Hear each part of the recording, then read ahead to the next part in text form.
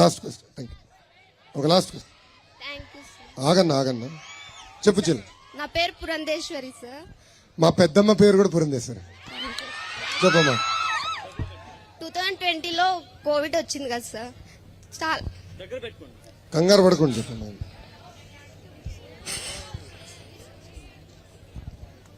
ధైర్యంగా ఉండమ్మా, బాధపడ. చెప్పు. అందులో మా డాడీ కూడా చనిపోయినాడు, కానీ గవర్నమెంట్ నుంచి మాకే వసతి కల్పించలేదు సార్. కరోనాలో వాళ్ళ పేరెంట్స్ చనిపోయారు సార్, ఫాదర్ చనిపోయారు.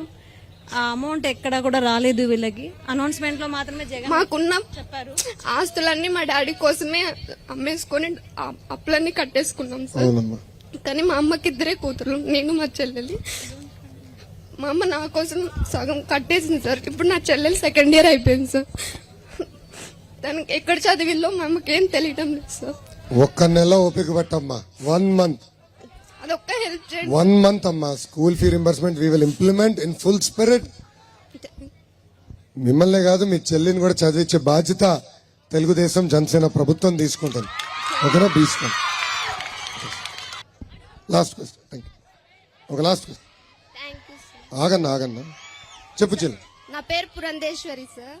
మా పెద్దమ్మ పేరు కూడా పురంధేశ్వరి. చెప్పమ్మా. 2020లో కోవిడ్ వచ్చింది కదా సార్. చాలా కంగారు పడకుండా చెప్పమ్మా.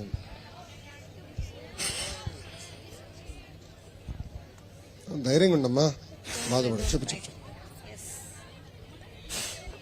అందులో మా డాడీ కూడా చనిపోయినాడు, కానీ గవర్నమెంట్ నుంచి మాకే వసతి కల్పించలేదు సార్. కరోనాలో వాళ్ళ పేరెంట్స్ చనిపోయారు సార్, ఫాదర్ చనిపోయారు.